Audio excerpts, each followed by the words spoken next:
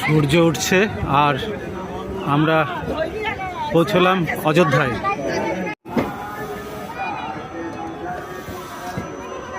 দেখুন এই সিঁড়ি দিয়ে উঠে এই উপরে যে জায়গাটা দেখতে পাচ্ছেন, যে বিশাল জায়গাটা, এটা কিন্তু ওয়েটিং রুম।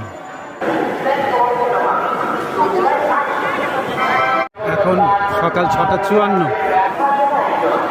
এইভাবে সবসময় প্ল্যাটফর্ম পরিষ্কার হয়।